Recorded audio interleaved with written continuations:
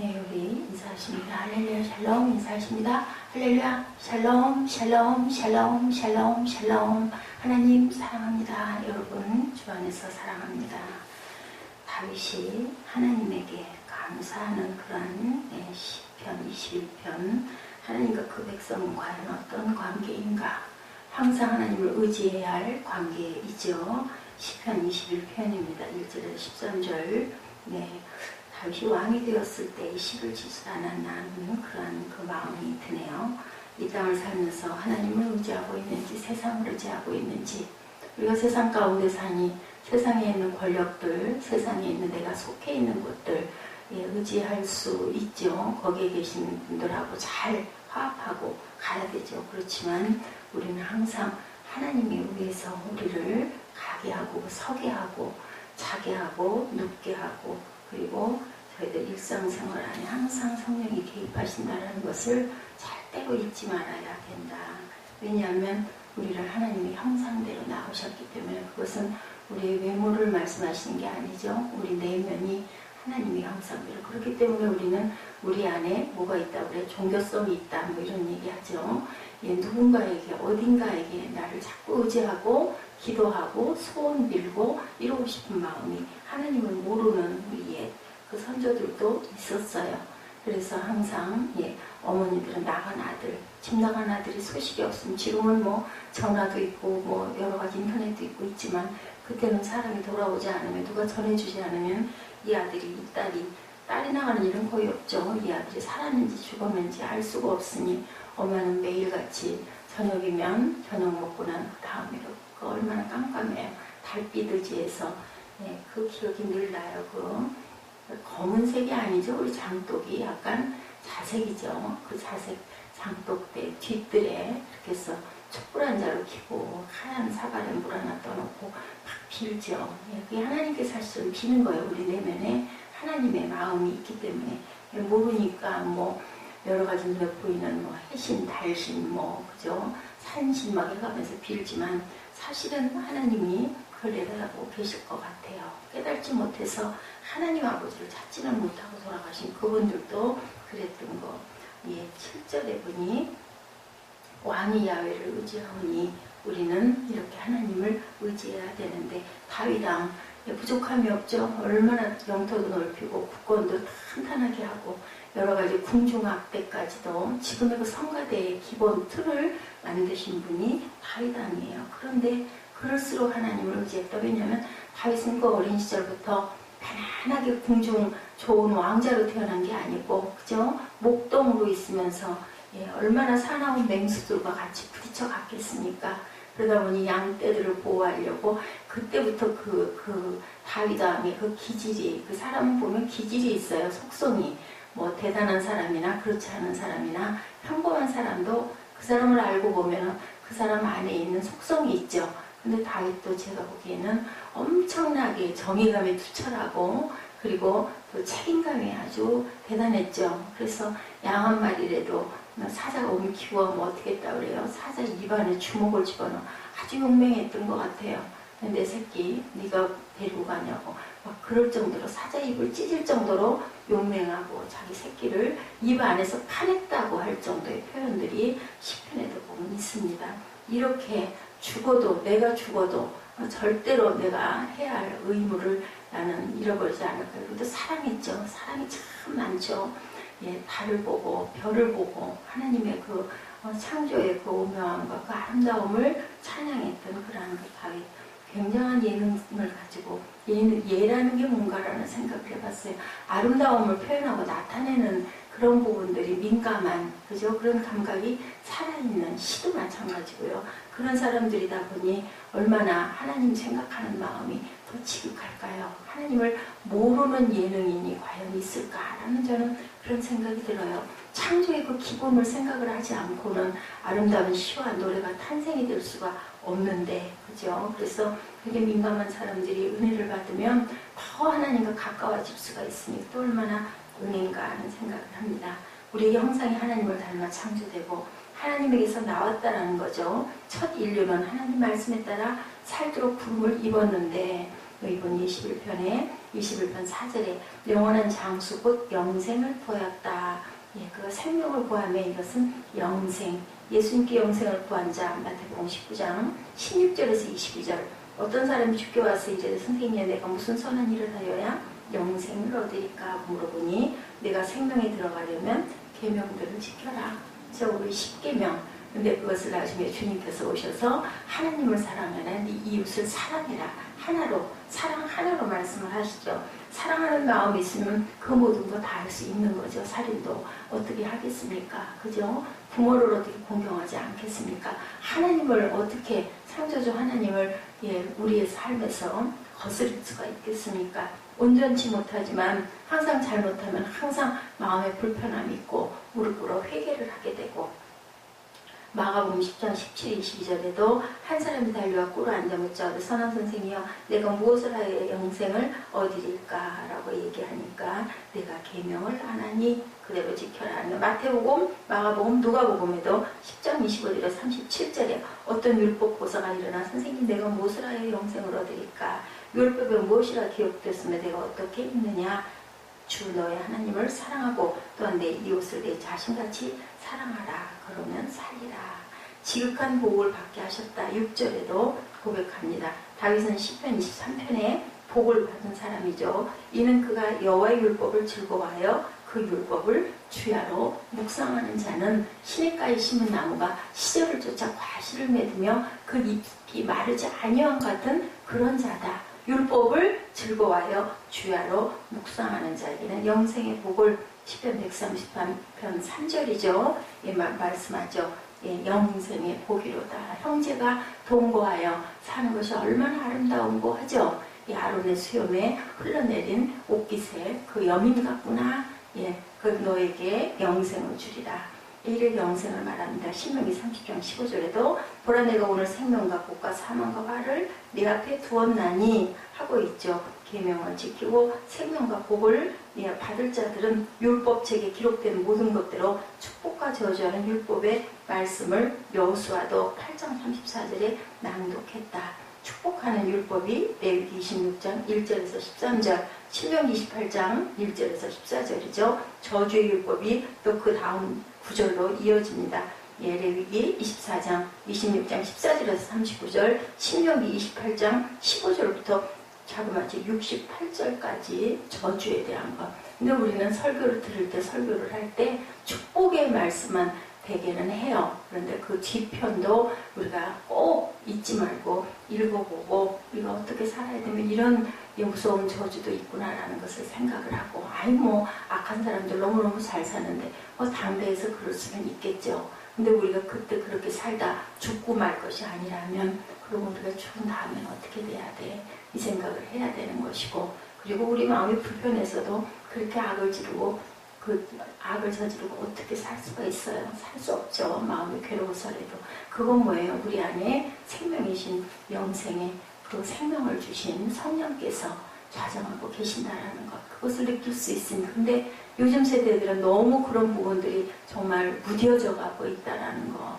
뭐 온갖 보면은 우리가 그 뉴스를 가까이 많이 하지 않아서 그렇지 무서운 일들이 너무 많이 일어나요. 사람을 뭐 그냥 눈도 깜짝 안 하고 2시간 동안에 네 사람을 기분 나쁘다고. 어제 그 설교 준비하다가 어떻게 하다 예화를 잠깐 봤는데, 기분 나쁘다고 사람 하나를 죽이고 나서 그 다음부터는 그냥 가다가 밥집에 들어가서 밥 달라고 그랬는데 늦은 시간이라 문 닫아야 된다고 그러니까 기분 나쁘다고 그냥 그 자리에서 죽여버리고, 길거리에서 마주치는 노인 보고 왜 쳐다보냐고 죽여버리고, 그러고도 붙잡혀가지고도 얼굴 한번 가리지 않고, 대개는 그 죄 지은 사람들 그 라이트 비치고 막 이렇게 숨지 않아요? 그 사람은 특이했다고 그래요. 딱 정면으로 하고 절대 얼굴에 요동함도 없고. 그래서 물어보니까 기분 나쁘면 죽인다고. 지금도 또 만약에 그럴 수 있으면 하겠느냐? 그럴 수 있다고. 어떻게 그럴 수가 있을까요? 그런 거 가지고 의학적으로도 도저히 그 부분을 이해할 수가 없는 그런 케이스라고 얘기할 정도로 그런 사람들이 있는데, 점점 더 어떻게 보면은 그 반항의식 같은 거죠. 속으로는 그렇지 않으면서 겉으로는 눈도 깜짝 안 하는 거. 하나님이 얼마나 통탄해 하시고 애통해 하시고 아파하실까. 주님께서 그냥 줄줄 오실 것 같다는 생각을 합니다. 하나님의 사랑은 실패하지 않으신데 하나님의 사랑은 신실한데 그 사랑은 하나님을 의지하는 자에게만 임한다라는 것. 그래서 그 조용 목사님 늘 옛날에 그 말씀 참 많이 했어요. 성령님 의지합니다. 환영합니다. 모셔드립니다. 왜냐하면 인격체시기 때문에 우리가 그 부분을 무시하거나 그런 게 어딨어. 절대로 찾아오지 않죠. 우리가 의지하고 나를 내놓고 아버지께 내 내면을 다 열어놓고 내가 통회하고 자복하며 울며 성령께 우리가 의탁할 때 우리 마음 안에 있는 모든 소원을 함께 빌어주신다는 것을 꼭 생각을 하시기 바랍니다. 지금 이루어지지 않더라도 우리가 소원을 가지고 꾸준하게 기도하고 선을 베풀고 살아가면요, 하나님께서 분명히 언젠가는 우리가 그 때는 몰라요. 우리 마음에 맞출 수는 없죠. 주시는, 아니 선물 주는 사람에게 선물 주겠다고 했는데 뭐 언제, 뭐 물론 보챌 수는 있지만 보채는 게 기도겠죠. 그럴 수는 있지만 그거는 주시는 분의 마음이죠. 그 마음의 소원을 주셨으며 그 입술의 구함을 거절하지 아니하셨나이다. 다윗에게 모든 거 다 주셨잖아요. 10년을 그렇게 쫓겨다니고 사울을 피해 다니면서도 하나님이 하셔야 된다고 주권에 침해하지 않다 보니 여기 나와 있는 내용 전체가 다 다윗에게 준 복이구나. 저는 이거를 묵상하고 읽으면서 그런 마음이 들었어요. 왕이 주의 힘으로 말미암아 기뻐한다. 본인을 얘기하는 것은 아닐까 하는 생각이 듭니다. 주의 구원으로 말미암아 크게 즐거워하리다. 사울왕은 아닐 것 같아요. 그죠? 다윗 아니겠어요? 그의 마음의 소원을 들어주셨으며 그의 입술의 요구를 거절하지 아니하셨나이다. 내가 기도한 대로 다 해주셨습니다. 3절에 주의 아름다운 복으로 그를 영접하시고 순궁관을 그의 머리 위에 씌워주셨나이다. 다윗에게 기름 부어주셨잖아요. 그죠? 그가 생명을 구하며 주께서 그에게 주셨으니 또한 거기에다 영원한 장수, 영원히 살아가는 것, 영생도 주셨다. 주의 구원에 그의 영광을 크게 하시고 존귀와 위엄을 그에게 입히시나이다. 그가 영원토록 지극한 복을 받게 하시며 주 앞에서 기쁘고 즐겁게 하시나이다. 왕이 야훼를 의지하오니 지존하신 이의 인자함으로 흔들리지 아니하리이다. 야훼를 의지를 하는데 정말로 어떻게 의지해요? 영원히 의지하겠다고 이렇게 얘기하죠. 왕의 손이 왕의 모든 원수들을 찾아내며 오른손이 왕을 유하는 자들을 찾아내리다. 다윗을 미워하는 세력들도 엄청 많았어요. 그죠? 그들을 다 내가 찾아낼 거고 왕이 노하실 때 그들을 풀무불 같게 할 것이라. 야훼께서 진노하사 그들을 삼키시니 불이 그들을 소멸하시리로다. 여기에서 왕을, 그죠? 하나님으로 우리가 생각할 수도 있지만 여기 후반절에 보니까 그렇게 나왔죠. 여호와께서 진노하신다. 풀무불을 갖게 할 거다. 왕이 노해서. 그러면 본인이 왕이 됐을 때 본인 얘기와 하나님을 들어서 이렇게 고백하지 않았을까 하는 그런 마음이 듭니다.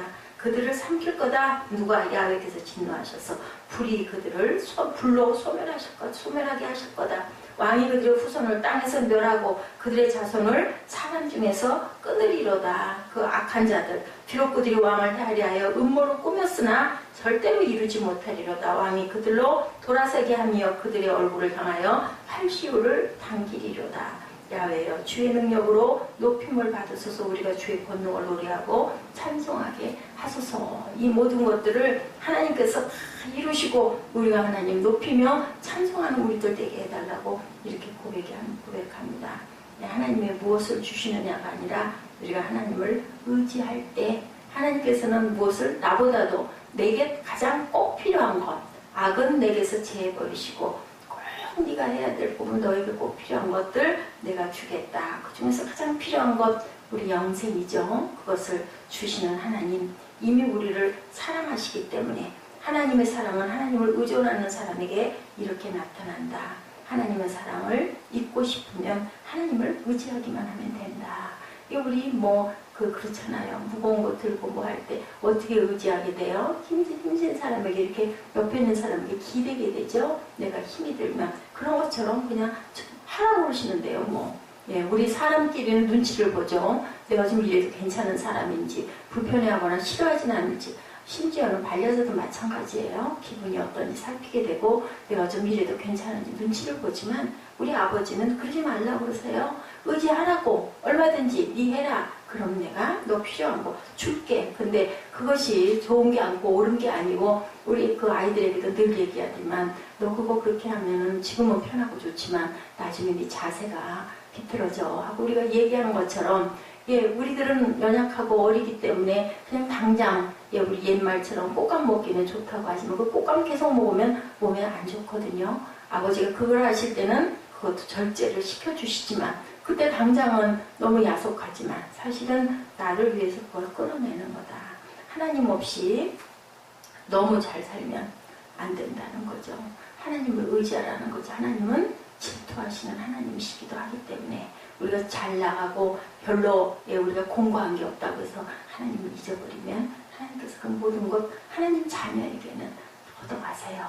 하나님이 아무 상관 안 하고 무방비인 상태는 버리신 거거든요. 그렇기 때문에 우리는 그것도 감사해야 된다. 하나님이 없으면 하루도 우리가 살 수 없음을 우리가 아무리 대단한 걸 갖고 있으면 뭐래요. 하나님 마음 먹으시면 햇빛 안 주시면 공기 안 주시면 그죠? 비 안 주시면 어떻게 농작물이 자랄 수가 있겠습니까? 사람들이 다윗을 삼키려고 종일 압제하고 생명을 엿보며 숨어 다윗의 발자취를 지켜보고 있지만 날마다 쫓김을 당하며 유리한 생활이 되었지만 눈물을 병에 담을 만큼 눈물이 마를 날이 없지만 다윗의 젊은 날의 고통이 참으로 컸지만 결국은 우리가 결과를 알죠. 다윗이 얼마나 복을 받고 하나님께 칭찬을 받았는지 그렇다고 다 옳다고 옳아서만도 아니었죠. 회개하면 시편 56편 말씀 우리 잠깐 한번 읽어보시고 기도하는 시간 갖습니다. 56편 1절에서 4절 10절에서 13절 말씀 우리 한번 잠깐 읽어보시죠. 좋은 시편이 너무 많아요. 이걸 다 체크를 해놓으면 우리가 이 다음에 그 묵상할 때 참 좋을 것 같죠. 56편 1절에서 4절까지입니다. 하나님이여 내게 은혜를 베푸소서. 사람이 나를 삼키려고 종일 치며 압제하나이다.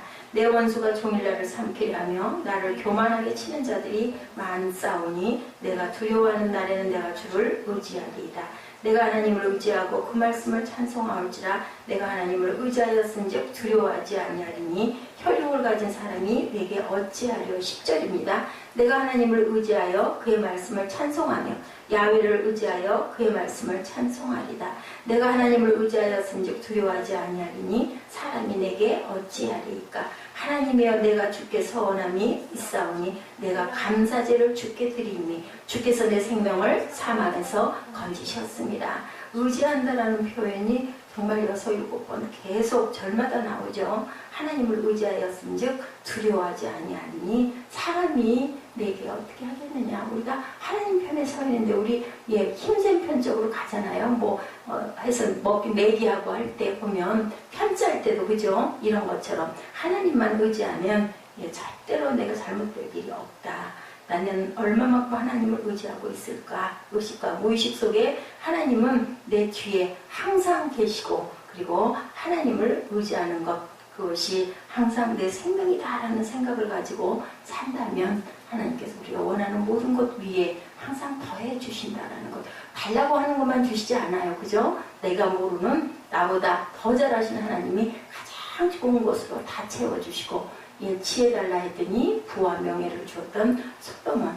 그 솔로몬은 얼마나 말년에 나쁜 일을 많이 했지만 다윗과의 약속을 지켜가지고 네 아들 때에는 내가 그를 치지 않겠다 하고 다음 때까지도 그러고도 또 참고 오래 바라보시는 하나님. 너무 급하게 생각하지 말고 우리가 꾸준하게 끝까지 기도하고 매달려가는 저 여러분 되시기를 주님의 이름으로 축복합니다.